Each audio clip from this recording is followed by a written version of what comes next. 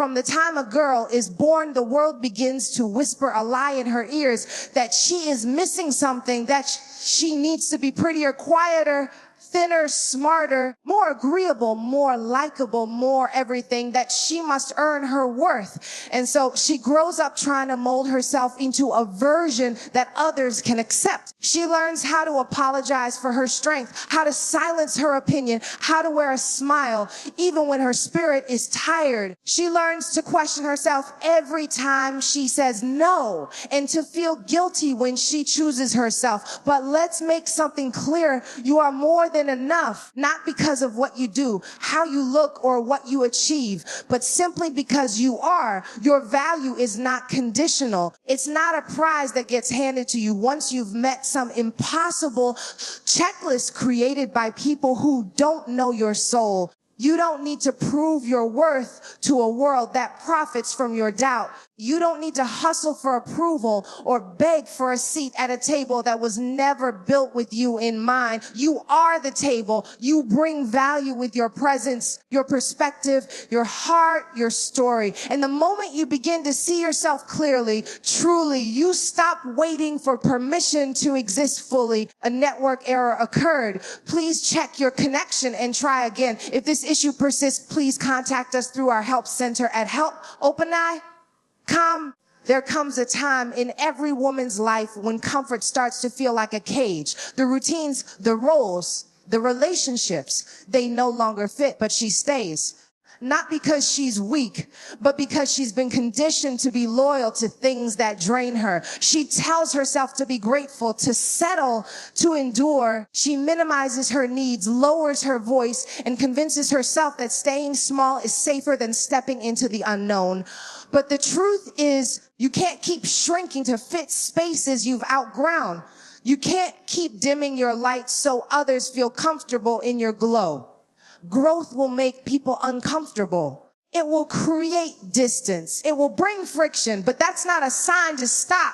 That's a sign you're evolving. Too often, women stay in roles that have expired. The job that once inspired them now suffocates them. The relationship that once brought joy now breeds resentment. The friendship that once felt like sisterhood now feels like silence. Yet still, they stay out of guilt, out of fear, out of habit.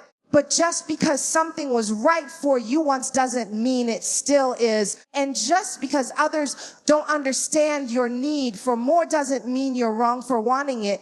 You weren't born to live your life at half capacity. You weren't built to remain in environments that no longer reflect who you've become. Growth isn't graceful. It's messy, uncomfortable, and often lonely. But it's necessary. You will outgrow certain spaces. That's not failure. That's transformation. You may feel guilty for leaving things behind. People, places, or paths that once felt like home. But here's the true thing. Anything that truly loves you, anything that truly supports you will never require you to shrink in order to stay. Real alignment allows you to expand, to stretch, to explore all the dimensions of who you are becoming. You don't need to apologize for evolving. You don't need to carry the burden of staying where you no longer belong just to keep others comfortable. You don't owe anyone your silence, your compromise, or your containment. What you owe is to yourself, to honor the pull in your spirit that says there is more for you. Your potential is not a threat.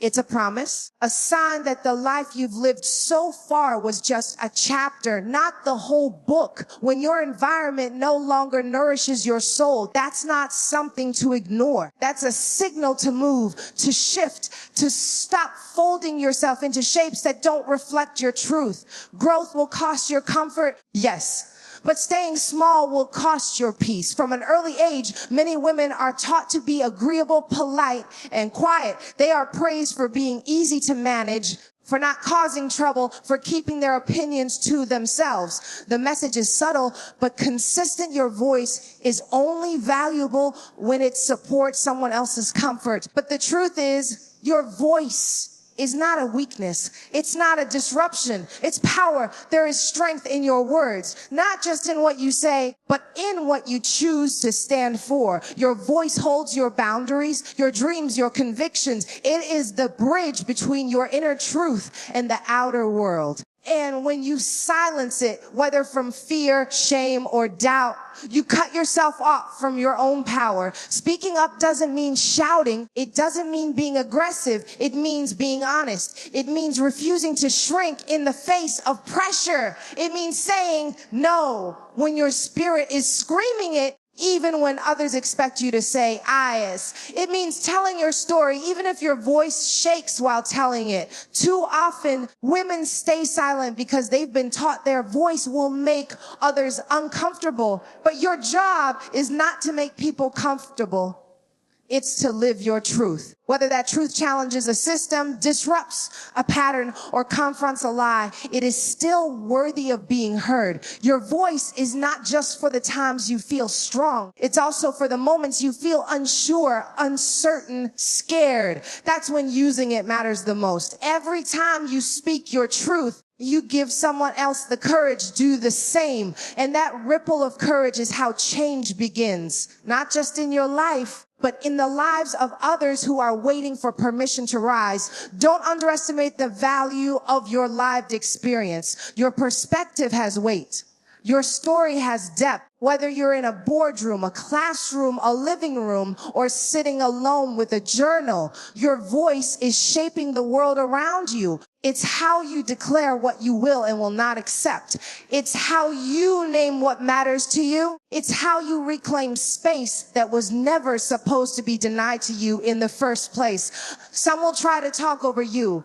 Some will dismiss you. Some will tell you're too emotional, too sensitive, too loud. But remember, that criticism often comes from those who fear what happens when women stop whispering and start owning the power of their words. You don't need to wait for the perfect moment, the right title, or someone's permission. The power is already in you. You don't need to have all the answers to start speaking. You just need the courage to start telling the truth, your truth, and to trust that your voice was never a mistake. It was a gift. There's a quiet ache that grows when you remain in places your spirit has already left. You feel it when your voice goes unheard, when your ideas are dismissed, when your energy is constantly drained instead of nourished. You feel it when you walk into a room and have to leave parts of yourself outside just to be accepted inside. That ache is not weakness. It's not ingratitude. It's not you being difficult. It's the voice of your growth telling you that you've outgrown the space you're in. You were never meant to live your life squeezed into spaces too small for your vision, your talent, your truth. But somewhere along the line, you were taught that staying quiet kept the peace. That loyalty means endurance even when it's breaking you. That sacrifice is a requirement for belonging. So you stay in relationships that no longer feel safe, in jobs that bury your gifts, in environments that celebrate your silence more than your strength. You tell yourself to be patient, to be grateful, to be realistic. And in the process, you start cutting yourself down to size to fit a mold that was never meant for you in the first place. Growth is not always visible from the outside. Sometimes it looks like discomfort. Sometimes it feels like restlessness. But just because no one else sees, it doesn't mean it's not happening. You know when you've outgrown something. You know when your spirit no longer fits where you are. That knowing is sacred, and ignoring it only leads to resentment, burnout, and the slow erosion of your self-worth. You don't have to apologize for changing. You don't have to explain why what once worked no longer feels right. Outgrowing a space isn't betrayal. It's evolution. You were not created to stay stagnant. You were created to stretch, to rise, to step into the full measure of who you are becoming. And that journey will require you to let go of some things. Comfort, approval, predictability. In order to reclaim your peace, your purpose, your power. People may not understand. Some may call you selfish. Some may label you ungrateful. But no one else has to live in the space you shrink yourself to stay in. Only you know what it's costing you. And only you can decide when the price becomes too high. The truth is anything that demands you stay small to be accepted is not a place meant for your future. It takes courage to walk away from what's familiar. It takes even more courage to walk towards something uncertain but aligned. You won't always have a plan. You won't always have support, but you will always have your knowing. Trust it, that inner nudge, that quiet unrest. It's not something to suppress. It's something to honor. There's a narrative that many women are handed early in life, that their value lies in how much they can give, how much they can endure, how many needs they can meet before even considering their own. They are praised for being selfless, for putting others first, for sacrificing their time, their energy, their dreams. And slowly, without even realizing it, they begin to believe that choosing themselves is wrong. That rest is laziness. That saying no is rude. That loving themselves too loudly is arrogance. But here's the truth. Self-love is not selfish. It's survival. It's sanity. It's the foundation for everything else you hope to build. You can't pour from an empty cup. You can't uplift others while silently sinking. You can't give your best to the world while constantly denying it to yourself. Self-love is not about ignoring people. It's not about arrogance or isolation. It's about understanding that you too are worthy of the same care, attention, and compassion that you so freely give to others. It's about no longer waiting for someone else to validate your worth or prioritize your needs. It's about learning to listen to yourself.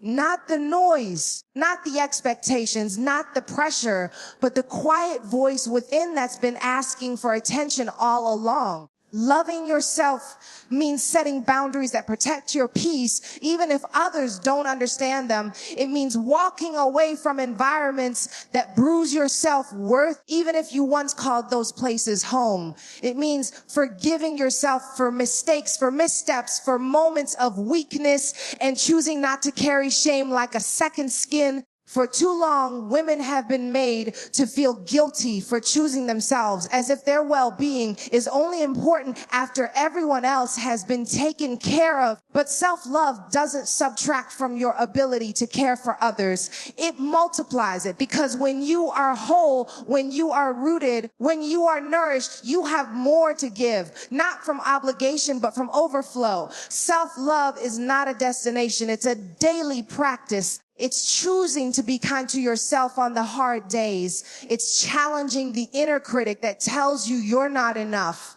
It's honoring your body, your boundaries, your voice. It's showing up for yourself even when no one else does. It's easy to get lost in roles, mother, partner, daughter, employee, and forget the person underneath all of them. But you are not just what you do for others. You are someone even when no one is looking, even when no one is asking, even when no one is clapping. That someone deserves love too. You are not selfish for needing space. You are not wrong for protecting your energy. You are not difficult for refusing to settle. Loving yourself is not an act of rebellion. It is an act of remembering who you were before the world told you who to be. There's a silent pressure many women carry, a sense that they should be further along by now, that they should have achieved more, figured everything out, found the right relationship, built the perfect career, started a family, healed completely, or reached some invisible finish line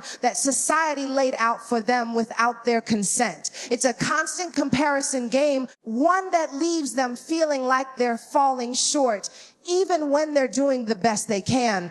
But the truth is, you are not behind.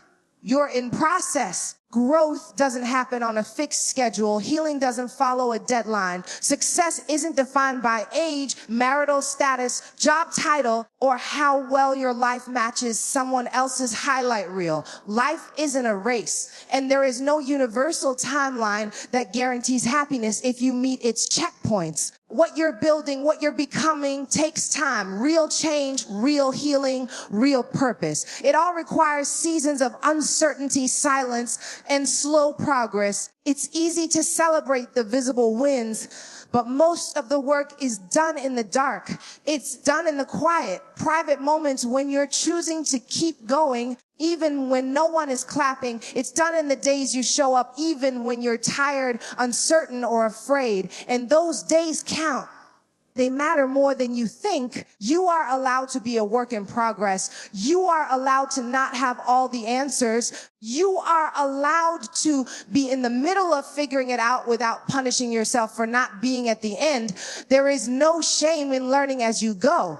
There is no failure in taking detours or pausing to rest. Your journey is your own, and that means it will look different than everyone else's. As it should. Some people find clarity early, others find it after storms. Some meet love young, others build it later, stronger, deeper. Some launch careers fast, others grow into their purpose over years. There is no right path, only your path, and it's unfolding exactly as it needs to. What looks like a delay may be protection. What feels like a detour may be preparation. Just because something hasn't happened yet doesn't mean it won't. Just because others seem ahead doesn't mean you're failing. Everyone is fighting battles you don't see, doubting themselves in ways they won't say.